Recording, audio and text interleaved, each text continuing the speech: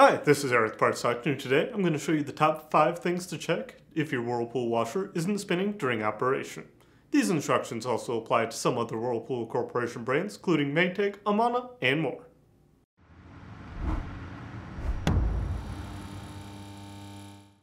In this video, we won't cover the full repair for each of the parts covered in this video, but we will have them linked in the description below. Now, let's get into it with the first thing being the lid lock assembly. Now, let's quickly diagnose it. The lid lock light should be on during the cycle, and the lid should be locked closed. If your lid lock light is not on during the cycle, the lock may not be working properly. The lid lock assembly is located here on the top panel. The lid lock assembly fires a solenoid that uses the strike on the lid to lock the top closed during operation. If the lid lock assembly is blocked or does not lock into place, the washer will not start the cycle and the washer will not turn.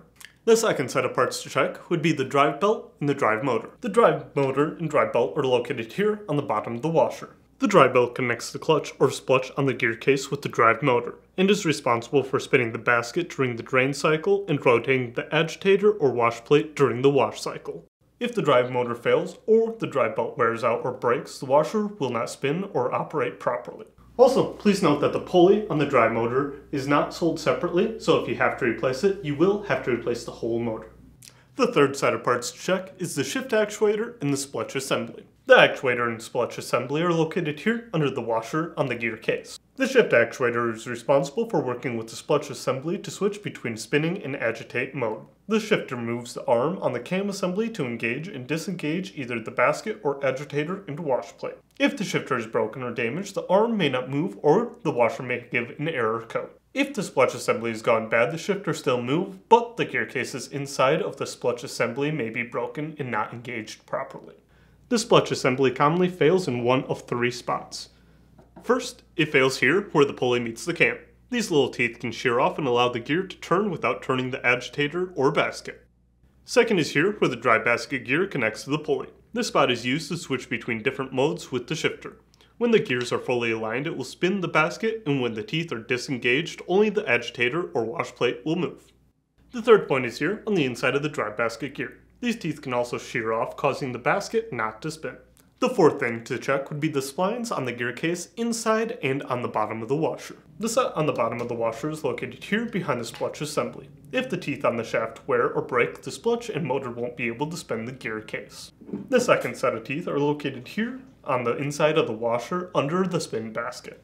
These teeth can shear off and allow the gear case to rotate without rotating the basket of the washer or the agitator and wash plate.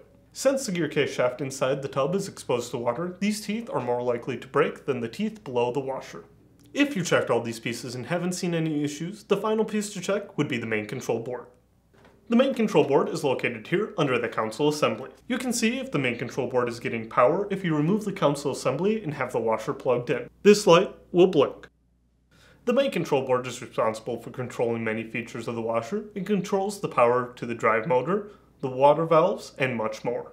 If the main control board is damaged, it can cause the washer to not operate properly, or some features of the washer may not work. If you need to purchase a new part for your Whirlpool washer, you can check out our website, partsfactor.com. We'll leave a link in the description below. You want to make sure that you are searching with the model number from the tag on your washer to make sure you are getting the correct part. And that's it for today's video, and now that you know how to find what's causing your Whirlpool washer not to spin, let us know what caused your issues down in the comments below. This is Eric the Parts Doctor. Have a nice day. Thank you.